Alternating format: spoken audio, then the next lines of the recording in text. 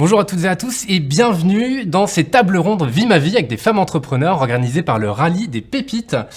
Aujourd'hui, on est ravis d'être à la CCI d'Ordogne, juste à côté de Périgueux, et de recevoir 4 femmes entreprenantes qui chacune à leur manière ont décidé de façonner leur propre métier, leur propre vie et d'entreprendre. Alors parfois, vous le verrez dans les interviews, c'est par choix, parfois c'est par obligation, mais toujours avec cette envie de liberté et de prouver que c'est possible, et vous comprendrez pourquoi pendant ces interviews. Alors aujourd'hui, on va recevoir dans la CCI d'Ordogne 4 femmes différentes, comme je l'ai dit. On commencera avec Maria Carmen, des délices de Maria et Ouidad, Brigitte Dupuis, de la société ASNDB, Nathalie Legrand, de l'Atelier 24, et enfin Mélanie Macken, de Dream Tonic. Donc merci à vous d'être là et de nous écouter. Et c'est parti. Bonjour Nathalie. Bonjour. Merci d'avoir accepté notre invitation. Avec plaisir. Avant de commencer, est-ce que tu peux te présenter s'il te plaît ? Oui, je me présente. Alors, donc je suis précisément Nathalie Dubois-Legrand, parce que entre le moment où je m'appelle Legrand et la fin, j'ai récupéré mon nom de jeune fille. Ok. C'est très important pour moi, c'est dans mon parcours ça, Ouais, de façon générale. Donc, je suis co-gérante avec mon mari d'un atelier de reliure à Périgueux depuis maintenant 1999. Mais bon, pour expliquer, on n'est pas arrivé là directement. Donc moi j'ai fait des études d'histoire de l'art. Alors c'est un profil très typique maintenant parce que la reliure ça appartient à ce qu'on appelle les métiers d'art. Donc c'est un milieu un petit peu particulier dans l'artisanat, les métiers d'art. Et donc il y a beaucoup de profils comme le mien actuellement, mais à l'époque où moi j'ai démarré, c'était pas comme ça. Donc des gens qui font des études supérieures, qui se disent j'ai pas de boulot au bout, ou bien où je vais comme ça après un master 2, après un doctorat, qu'est-ce que je vais faire? Donc, il y a un moment donné, ça s'arrête. Et moi, c'est ce qui m'est arrivé. Arrivé la maîtrise, donc c'est le master 1 de maintenant. Je me suis dit, bon, soit je continue. Et puis moi, ce savoir cumulé, ça m'allait bien, mais à un moment donné, il me fallait un truc concret. Moi, ma problématique, c'était comment je trouve ma place dans le monde, comment je fais ce parcours-là. Et à l'époque, j'avais un amoureux qui faisait les mêmes études que moi. On était très liés au milieu des métiers d'art, on côtoyait beaucoup de céramistes, etc., etc. Et donc, on a commencé à chercher. Et par un lien amical, on savait qu'il y avait ici en Dordogne un atelier de reliure à reprendre. Et donc, on a dit, top là, on a été les rencontrer, mais complètement au flanc. On a été les rencontrer, on leur a dit, bon, on aimerait bien rentrer en apprentissage, reprendre et tout. Ils ont dit, d'accord, mais nous, on n'a pas de solution. C'est pas grave, on a fait notre maîtrise, on l'a passée. En septembre, on a mis tout dans la voiture, on est descendu, on a trouvé une location, on s'est pointé, et là, ils ont dit, on veut plus de vous. Ah c'est dommage. Ouais. Ça a démarré comme ça. Et au flanc, parce que moi, entre-temps, en année de maîtrise, j'avais eu un bébé, tout ça, bon bref. Mon conjoint me dit, c'est pas grave, on est lundi, moi mercredi je débarque et je vais voir, il débarque, il s'installe, il s'assoit, il démarre. Les mecs le mettent pas dehors, ils lui disent, tu pars, il part pas. Ça dure une semaine, ça dure 15 jours, il part pas. Bon, très bien. Banco, quoi. Donc du coup, on démarre comme ça, moi pareil, je démarche, et puis ils disent, bon, on va essayer. Mais donc, du coup, on n'avait pas de statut, on avait nos chômages respectifs, parce qu'on avait fait des petits boulots et tout ça. Donc là, je peux le dire parce qu'il y a prescription. Je ne conseille pas. Et donc, on a démarré comme ça, par accord, à se débrouiller, voilà, bon. Le temps de trouver un statut, en fait. Ok. Donc, moi, je ne voulais pas me faire choper, donc je vais voir directement l'inspection du travail. Et j'explique et je dis, il ne faut pas nous arrêter, quoi. On va trouver une solution. Vous pouvez m'aider d'ailleurs, parce que moi, j'en ai pas, mais peut-être que vous en aurez une. Et puis, c'est comme ça c'est le facteur humain. Et ça marche dans tout. Le type, lui aussi, il est branché histoire de l'art, il est branché tout ça. Donc, se démarre une relation de type un peu amical, et puis ça part comme ça. Et ils m'ont finalement trouvé un statut, parce qu'il y a eu la loi Toubon qui est passée. Ça a duré seulement, c'était un crash test en Aquitaine. Ils choisissaient 11 ateliers et c'était la passation de savoir-faire rare. Et on est rentré dans le créneau. Donc on a eu un statut légal et ça a été parti. Bon, mais on a bricolé pendant un an, quoi. Donc on a bossé, on dormait pas dans l'atelier, mais comme on savait qu'on allait reprendre, il fallait travailler d'arrache-pied parce qu'il fallait tout apprendre, le boulot, mais aussi comment faire un devis, comment on gère le contact client. Voilà, et on n'était pas dépatouillés, vu de là où on venait, c'était, voilà. Et donc, au bout de 3 ans, ça se fait, le passage de relais se fait, on reprend l'atelier. Donc en 99 En 99. Et puis ça démarre, quoi. Enfin, et on y va, quoi. Ouais. Et on y va, et donc pendant 5 ans, on n'a pas vu le jour. Moi, j'ai l'impression qu'il a fait nuit 5 ans. Parce que, entre la reprise du travail, voilà, alors je ne pensais pas parler de ça, mais c'est parce que ça rend... En fait, je vois que les autres femmes en parlent aussi très souvent. Et moi, j'ai pas envie de ramener des choses à une histoire personnelle et à un parcours avec des enfants, mais on le voit dans l'entrepreneuriat féminin, c'est toujours ça. Il y a toujours l'histoire des enfants. Parce que quoi qu'on fasse, eh bien, les enfants, on les a toujours plus en charge que les conjoints. Mais je dirais que les trentenaires sont en train de bouger. Bon, c'est long les révolutions, mais je trouve qu'il y a un frémissement plus grand chez les trentenaires.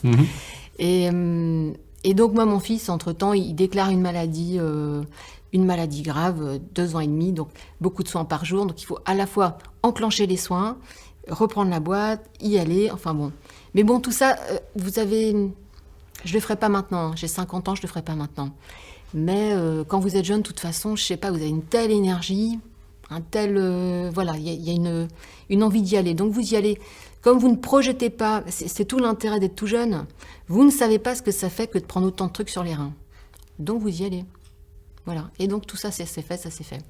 Et puis ça a roulé comme ça à peu près jusqu'en 2008, la crise arrive. Je suis dans un secteur qui a pris de plein fouet la crise. Des boîtes ont coulé, mais les grosses boîtes, les petites boîtes, ça a coulé partout. Et nous, le chiffre a commencé vraiment à s'écrouler. Et quand vraiment ça allait mal, là, on a fait un powo entre nous. Et on a dit, soit on s'arrête là, on s'endette pas. Soit on prend le pari d'aller se reformer, et donc pas en reliure, mais en restauration de livres et de documents anciens. Et puis on a fait le pari. En plus, à l'époque, les fonds formation n'étaient pas bons, donc du coup... il n'y avait que le formateur de payer, mais les déplacements, la prise en charge de l'hébergement n'était pas pris, etc. Donc il a fallu payer tout ça, et c'était à Orléans. Donc moi je suis partie 2 ans, donc on a oublié les week-ends et tout ça, parce c'était 1 semaine sur place, et puis 3 semaines, après il fallait faire à la fois le boulot de l'atelier, et puis préparer les boulots de formation, donc j'ai fait ça. Donc attends, excuse-moi de te couper, mais gros pari quand même. Ouais, gros pari, mais bon, comme on aimait bien notre boulot, on aimait vraiment notre vie, quoi. Enfin, on avait fait tout ça pour arriver jusque-là, on est arrivé à la fin des prêts, c'était lancé, on commençait à être bien reconnu, donc on était bien cette là-dedans. Cette adrénaline, quoi. Vous êtes tous les deux l'adrénaline. Et en fait, la formation, il y a un truc, c'est formidable. Ça vous relance, d'être en contact avec les autres. C'est ça, hein. Dès que vous retrouvez, vous arrêtez d'être tout seul dans votre bouclard et de se dire « Oh, la vache, c'est quand même difficile », et que vous rentrez en contact avec d'autres qui sont là pour toutes sortes de raisons, ça vous relance. Vous rentrez dans un réseau de trucs et ça vous redit tout de suite. Donc moi, c'est pendant 2 ans, et je suis partie, je peux le dire, et tant pis Christophe, je le dis, mais je suis partie parce que moi, mon conjoint, il avait peur de ça, de la formation et du truc. Parce que la formation, c'est ça aussi. Vous allez toucher votre plafond de verre. C'est-à-dire que quand vous rentrez en formation, vous dites « je sais rien en fait ». Parce que celui qui vous enseigne, il est plus loin que vous. Alors c'est en même temps galvanisant, mais en même temps hyper stressant. Et puis le temps de laisser retomber la poussière, vous commencez à vous resituer. Et puis là, ça s'engrange vite. Mais les premiers mois, c'est vraiment dur. Enfin, moi, j'ai trouvé ça très dur. T'as pas voulu arrêter ? Non, parce que il fallait... non, c'était pas ça le but. La question se pose pas. Moi, je trouve que... pour moi, il y a un truc qui est sûr. La peur n'est pas un facteur suffisant pour pas faire les choses. En fait, très vite, dès qu'on sait ça, pour moi, ça a été une clé. Le pouvoir du non, à titre personnel, et à titre professionnel, dire non, voilà. Pas chercher à faire plaisir, pas chercher à faire lien, pas chercher à être aimé, non. Voilà, situer les choses. Et se dire, j'ai peur, mais c'est pas grave. Passer ce cap-là. Et une fois qu'on y va, on y va. Et finalement, je pense que ça, c'est un travers tout le monde, hein, c'est les femmes et tout le monde. Je pense que ça, c'est vraiment 2 trucs hyper importants. Et ce truc-là, avec ce projet que j'avais derrière, je voulais vraiment passer le pas. Donc, j'ai décidé, mon conjoint, à partir derrière moi. Je lui ai dit, je l'ai inscrit à un stage qui faisait des petits stages de 4 jours, mon formateur. Je l'ai inscrit, je lui ai dit, soit ça marche entre eux, soit ça marche pas. Ça a marché, et il est parti pour 3 ans. Donc, ça fait 5 ans, vraiment où on y est, on a fait le dos rond, on a fait le truc, mais en même temps, entre ce réseau qu'on était en train de se constituer et le réintérêt pour notre propre travail, et puis Et puis ces nouveaux clients qu'on avait, et ça nous insérait en même temps dans un nouveau réseau de clientèle. Et ça a décollé. Et ça a décollé super vite. Et on est passé d'un chiffre d'affaires comme ça à comme ça. C'est-à-dire que ça nous... Et puis d'un point de vue notoriété, ça a décollé pareil. Et je peux le dire parce que c'est ma grande fierté, on est maintenant inscrit au patrimoine UNESCO immatériel, des savoir-faire immatériels UNESCO France. Bravo. Voilà, au titre de l'atelier, de savoir-faire que l'on fait, etc. Donc, bon, ça c'est ma fierté personnelle. Hein. Tu peux. Voilà. Ça n'apporte pas plus de clientèle. Oui, et en fait, petite anecdote, on l'a pas su tout de suite parce qu'on a vu un dégât des eaux à l'atelier. Et quand le courrier est arrivé, il est passé sous l'eau comme le reste. Et j'ai pas eu le temps de le lire et je l'ai découvert des années après. C'est dingue, hein. Ouais, c'est dingue. Donc en fait, longtemps, on n'en a rien fait. Mais quand on l'a découvert, c'était un nouveau Noël, quoi. C'était un petit peu ça. Et alors j'ai envie de savoir comment tu l'as découvert la deuxième fois pour le coup. Mais parce que j'ai classé, en fait, j'ai séché, j'ai mis tous les papiers à plat partout pour les faire sécher. Et je l'ai retrouvé. Voilà. Et la restauration, donc tu as fait de la restauration toi-même de mes propres papiers. C'est ça. Voilà. Et donc maintenant, ça nous permet vraiment de travailler avec une clientèle que j'ai découvert moi. Mais mes études, parce que souvent on me pose la question, pourquoi faire dans des études? Alors moi je suis pour les études générales tant qu'on peut. On se nourrit la tête, c'est un moment hyper privilégié dans la vie où on se dit... je veux absolument connaître, je sais pas, par cœur, les silex de la préhistoire, les châteaux de je sais pas quoi et les tableaux de la Renaissance. Jamais on fera un truc pareil, tout le reste de la vie on le fera jamais, quoi. Mais par contre, à un moment donné, il faut se raccrocher aux branches. Voilà, c'est tout, il faut arriver. Et je trouve qu'avec ça, le monde actuel s'assouplit. Il y a plus de moyens de se récupérer, d'aller vers autre chose et de faire un parcours plus sinueux que ça n'était possible à mon époque où on essayait des bricolages de la mort pour y arriver, quoi. Voilà, c'est plus facile. Ouais. Et justement, tu disais tout à l'heure le besoin de faire quelque chose, mais c'est donc quelque chose de tes mains. Oui. Pour le coup, ça, tu l'as compris à quel moment? À quel moment en faisant tes études, j'imagine, tu t'es dit, je veux pas, entre guillemets, enfin, par exemple, être conservateur de musée ou je sais pas, avec ces études-là, ce qu'on peut faire exactement, mais un métier qui n'est pas forcément manuel. À quel moment tu comprends que tu as ce besoin? Non, mais moi, je l'ai su tout. C'est-à-dire que moi, j'ai fait le bac des glandeurs, mais qui est très sympa. C'était le bac art plastique. Hein. Ouais. Très sympa, avec Beaux-Arts cours du soir et tout ça. Mais après, j'ai enclenché avec ça. Et moi, tout le long de mes études, dès la deuxième année, en fait, j'ai loué une toute petite maison avec un très grand terrain. Et en même temps que mes études, j'avais un potager, un verger. Enfin, j'ai toujours aimé faire quelque chose de mes mains. Pour moi, c'est hyper important. C'est hyper concret, c'est-à-dire que c'est très valorisant de faire un truc de ses mains. Quand vous apprenez des choses, ça crée une arborescence. C'est-à-dire que vous apprenez un premier truc qui va obligatoirement ouvrir sur d'autres trucs, qui vont ouvrir sur d'autres trucs, et c'est sans fin le savoir. C'est excitant, mais en même temps, c'est très, très... Voilà, moi j'ai besoin de contours, j'ai besoin de savoir ce que je fais de mon temps. Je suis pas quelqu'un, par exemple, de l'écran, ça m'intéresse moyennement. C'est-à-dire que quand je commence ma journée, l'objet, il en est là. Je me dis, ça doit être en arrivé là, mon bouquin, il doit arriver à cet endroit-là le soir. Et tous les jours, je sais matériellement, ça s'inscrit, c'est pile devant moi. Et ça, je trouve ça hyper rassurant, hyper valorisant, c'est-à-dire que je sais à quoi j'ai passé ma journée. C'est juste là. Mais non, mais ça a l'air de rien. Il y a des tas de gens, ils disent, ouais, j'ai fait quoi de la journée, finalement? Non. Et c'est pas que les autres fassent rien, mais pour moi, c'est un moyen très simple de gérer mon temps et de faire quelque chose de créatif, quoi. C'est-à-dire que je vis de mes mains. Ça m'a paru invraisemblable au départ. Quand j'ai vu les premiers clients arriver dans la boutique, alors déjà, c'est un milieu que je connaissais pas, moi, là-bas, à Relivre, hein. Eh ben, j'y croyais à peine qu'il y avait des gens qui étaient dans ce désir-là. Parce que c'est un désir du bout, du bout, du bout, du bout. Vous avez tout fait dans la vie quasiment quand vous venez faire relire un livre. Ça existe quasiment dans l'univers de personne, ce truc-là. Mais comme plein de petits boulots des métiers d'art. Et il y a des gens pour qui c'est hyper important de se dire, je vais acheter ce livre-là, je vais le faire restaurer, ou je vais faire fabriquer une couverture spécifique à ce livre que j'aime tant.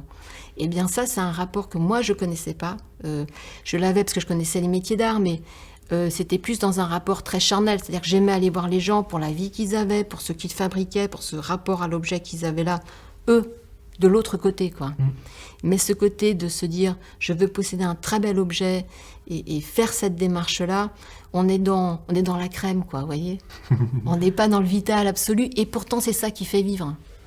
C'est que ça. Et ça me fait bien plaisir. C'est beau. Et par le mot gaz, ça me fait bien plaisir de faire. C'est beau, effectivement. Est-ce que tu peux juste réexpliquer ce que tu fais exactement quand tu dis reliure? Que ça consiste à quoi comme travail? Est-ce que vous faites aujourd'hui? Est-ce que vous en faites toujours? Juste pour bien comprendre les deux activités. Alors maintenant, on est à 60% du chiffre d'affaires en restauration et à 40% en reliure. Alors la reliure, on m'amène n'importe quel bouquin. Ça va du bouquin de poche, mais un très beau livre, très beau papier, etc. Et on va vouloir faire... Alors, c'est une structure, la reliure. C'est-à-dire qu'on va défaire entièrement le livre, on va enlever les cols, on va coudre le livre. Ensuite, on va venir mettre des cartons, donc c'est des couvertures rigides. Et par-dessus, on va mettre des recouvrements. Alors, ça peut être des recouvrements de cuir, de papier, de toile, de toutes sortes de choses. On vient faire un décor, en fait, par-dessus le livre. Donc, ça fait un objet. C'est plus seulement un livre avec un écrit signifiant à l'intérieur. Non, ça devient le bel objet. Voilà, ça c'est la reliure. Après, vous avez la restauration. Donc la restauration, moi je suis très spécialisée dans la restauration papier, donc des œuvres papier. Donc c'est des cartes, des dessins, des gravures, des aquarelles, toutes sortes, enfin voilà, tout ce qui est sur support papier. Moi je viens, on peut me l'amener, les chiffonner, les froisser, les lacunaires, etc. Et donc je viens restaurer l'œuvre pour qu'elle retrouve sa cohérence en totalité, pour qu'après les gens puissent l'encadrer, la sauvegarder, enfin faire ce qu'ils en veulent. Et en restauration de livres, on utilise donc mes savoirs en restauration de papier, puisqu'il faut intervenir sur le papier à l'intérieur. Et puis ensuite la couvrure, ça c'est mon conjoint parce qu'il est spécialisé en cuir ancien, donc après lui vient travailler sur la couvrure. Donc on garde tout ce qui constitue la couverture, vous voyez, de ces vieux bouquins qu'on voit très grands, 17e, 18e, 18e en cuir. Lui, il vient rajouter quand il y a des manques, etc. Il vient travailler sur la couvrure. En fait, la restauration, on n'est pas hyper invasif, on ne va pas créer un truc nouveau, on garde tout, mais on vient juste sauvegarder ce qui existe et puis rendre, pareil, un côté esthétique à l'ouvrage. Et donc à la fois vous faites particulier et aussi avec collectivité, c'est ça? Ouais, collectivité, bibliothèque, musée, bibliothèque, archives, puis les marchés publics aussi, parce que parfois il y a des trésors de cathédrales à restaurer, des choses pour la BN à faire, enfin bon voilà, après il y a... Et puis les bibliophiles. Les bibliophiles, c'est des gens qui ont exactement le même type de stigmate que les autres collectionneurs, sauf que ça s'attache au livre. Mais c'est exactement le même côté hyper pointu, hyper connaisseur. Donc c'est une clientèle très intéressante aussi, parce que c'est des gens qui vous apportent énormément de choses. Mais bon, ça c'est pareil. Vous aimez les livres, les gens qui les amènent, c'est pareil. C'est compliqué de bosser sur un bouquin dont le client se dit... quand ça coince avec un client, c'est compliqué de bosser sur l'objet. Il y a quand même un rapport hyper affectif avec la chose. J'imagine. Très clairement, ouais. Et vous êtes dans un marché niche, ultra niche même, pour le coup. Vous êtes combien en France à faire ça? Alors, entre les industriels qui font vraiment la cavalerie et nous, on a à peu près 200. Ok. Mais si on retire les industriels. On en retire les industriels. Et après, à l'intérieur de cette centaine-là qu'on a en gros, très peu sont comme nous en vivre. Ils font beaucoup de stages de formation parce qu'ils ne vivent pas, en fait. Ils font pas assez de chiffres pour vivre. Donc, beaucoup sont c'est des ateliers d'une personne, mais qui n'arrivent même pas à en vivre. Donc, ils font beaucoup de stages de formation pour amener de l'argent, tout simplement. Voilà. Qu'est-ce qui fait la différence? Enfin, qu'est-ce qui a fait la diff pour le coup? Enfin, qu'est-ce qui fait que vous sortez du lot? Je pense que l'ancienneté de l'atelier, parce que l'atelier date de 1862, là, ne s'est jamais arrêté. Donc, il y a tout un matériel, par exemple de dorure, ça a l'air rien, mais la dorure, c'est un matériel qui coûte extrêmement cher et très très dur à trouver. Donc ça, c'était un trésor pour nous. Ça nous a permis de faire aussi de la sous-traitance pour les collègues qui ne dorment pas et de donner ce service-là que beaucoup de nos collègues sont obligés de sous-traiter perpétuellement. Et puis on est deux. Et il y a un moment donné, à un, vous ne pouvez pas abattre suffisamment de travail à un dans cette branche-là. Il faut être deux pour arriver à avoir une complémentarité et à faire un travail rationnel. Voilà. Parce que sinon, vous n'avez pas suffisamment de rendement, tout simplement. Il y a un moment donné, c'est comme tout. il faut sortir quelque chose, quoi. Effectivement. Et est-ce que tu peux nous parler aussi des métiers de l'artisanat, pour le coup, de l'art et de l'artisanat, et ce côté réseau, l'importance Oui, alors moi, moi, je crois vraiment que... Moi, j'aime pas être toute seule. Bon, Ouais. je sors d'une famille très nombreuse, c'est peut-être ça, mais je crois pas du tout à ça. Je crois pas qu'on y arrive tout seul, contrairement... Parce on a toujours quelqu'un, quelque part, qui va vous aider, négativement ou positivement. Hein. Parce qu'on a parlé beaucoup d'amour, tout ça, mais moi, faut pas nier que si on en est là, on a de l'ambition. Moi, j'ai mis du temps à mettre ce mot-là. Hein. Voilà. On a de l'ambition, il y a de l'envie, il y a de la ténacité, et il y a un rapport de force obligatoire. Et même à l'intérieur de l'entreprise, quand on est en couple, parce qu'il y a toujours, quoi qu'on fasse, à partir du moment où il y a groupe, il y a obligatoirement tous ces trucs-là qui rentrent en compte. Et il ne faut pas les éliminer, c'est comme ça. Et je pense qu'il y a, en toute femme qui y va, il y a obligatoirement la nécessité de l'ambition. Même si on ne met pas ce mot-là, et c'est dommage que les mecs, ils le mettent tout de suite. Et ils le disent même des autres. Il a de l'ambition, mais avec un côté... c'est bien, quoi. C'est quelque chose d'hyper valorisant. Et les femmes, elles vont pas dire d'une collègue, voilà, vachement d'ambition avec un air comme ça. Mais moi, c'est un truc que j'entends tout le temps dans l'artisanat. Ah, c'est quelqu'un d'ambitieux, c'est bien. Ouais. Mais entre les femmes, elles le disent pas beaucoup. Il faudrait le dire. Faut pas avoir peur de dire ça, quoi. Et le côté réseau, c'est ça. Enfin, c'est pas réseau pour se faire même pas. Moi, j'appartiens même à. Dès le départ, j'ai appartenu à une association, la première année, à une association de métiers d'art comme moi dans le Bergeracois. Parce qu'on va plus vite, parce que les gens autour, ils ont déjà expérimenté toutes sortes de trucs. Et puis on peut parler librement de ce que l'on fait. Voilà, si vous dites, moi je fais payer tant un bouquin et je l'ai 3 heures en main, et la personne dit, attends, concrètement à plat, tu prends ça de l'heure, t'as ça de matos, c'est quoi tes charges? Laisse tomber, te réveille pas le matin, il faut autre chose. Donc les gens, c'est des choses comme ça, voilà. Mais c'est plein de trucs comme ça. Mais c'est plein de trucs idiots, mais 20 400 conseils qui se font de façon informelle. C'est ça les réunions. C'est-à-dire que vous allez à une réunion d'association, il y a ce qui se dit, et il y a tout le off. Avant, après, les rencontres, les coups de téléphone, c'est tout ça en fait. Et après, bon, ça a été la première expérience. Après, j'ai fondé une association sur Périgueux. Après, bon, maintenant, depuis là, je suis vice-présidente de 2 associations. Une pour la passation des savoir-faire rares dans les métiers de la restauration. Et puis une autre qui fait de l'événementiel pour les métiers d'art dans des lieux exceptionnels. Et là, depuis 5 ans, je suis élue pour les métiers d'art, la chambre de métier. Okay. Voilà. Parce que, et voilà, et ma phase suivante, parce que jusque-là, je suis que dans des réseaux qui concernent mes métiers d'art, les métiers d'art, donc, voilà, parce que c'est mon grand truc, et puis qui concernent mon métier en propre. Bon. Et il y a un truc que j'ai pas expérimenté, c'est les associations de femmes. Et je vais rentrer là-dedans maintenant. C'est 10 ans à venir, j'ai 50 ans, vous voyez. 10 ans à venir. Et je crois qu'il faut être dans les deux. Et je pense que les femmes qui sont que dans les associations de femmes, il faut pas faire que ça. Il faut faire les deux. Parce que c'est pas la même chose, les milieux mixtes et les milieux féminins. Et il faut être clair. Pour l'instant, le pouvoir est toujours du côté des mecs. Et il faut y aller. Et il faut faire son territoire là-dedans. Et là, il y a des élections, chambres de métier, les chambres consulaires vont toutes être en élection. Mais comme en politique, c'est hyper important. Il faut y aller. Il ne faut pas dire ce que je serai à la hauteur, je ne sais pas quoi. C'est qu'une question de boulot. Même si on ne connaît pas les choses, les femmes, elles bossent. C'est un truc que j'ai repéré. On bosse, on prend le truc, on va bosser. Et il faut dire oui, et après, on voit comment on va faire. Il y a un moment de panique, des fois, mais c'est pas grave. On prend les territoires. Parce que les hommes, si on ne prend pas, ils ne vont pas donner. C'est comme ça. Et si on reste entre femmes, ça ne va pas fonctionner. Donc, entre femmes pour faire du réseau, et mixte, parce qu'il faut aller là où c'est. Voilà. Mais c'est hyper important. Mais... Non, je le dis parce que... Mais tu as raison de le dire complètement. Il est là le nœud. Et justement, alors si tu aurais un ou des conseils à donner... Tu en as essemé quelques-uns tout au long de cette conversation.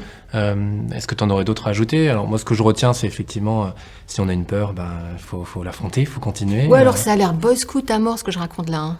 Mais c'est pas grave. Non, mais moi, je le dis très clairement. Moi, clairement, je suis pas quelqu'un de tranquille dans la vie, mais c'est pas une raison suffisante. Je peux ne pas dormir, je peux vraiment avoir... c'est pas grave, mais quand on y est, on y est. Et on trouve toujours les moyens. C'est pas grave. Et on se fait le cuir. Non mais c'est ça en fait. C'est le fait d'y aller qui va faire le cuir. C'est juste ça. C'est un beau mot de la fin, ça, pour le coup. Eh bien, écoute, merci beaucoup pour cet échange. Et à très bientôt. On vous retrouve alors à l'atelier et on peut venir directement à l'atelier. Oui, l'atelier est ouvert. On peut y venir, même sans bouquin, même sans rien. Il y a des gens qui passent, qui prennent le café, qui discutent. Il n'y a aucun problème. Et donc l'adresse ? C'est 12 rue Saint-Front, à Périgueux, devant le Watson. Pour ceux qui sont périgourdins, ça dirait quelque chose. Voilà. Merci beaucoup et à très bientôt. Merci.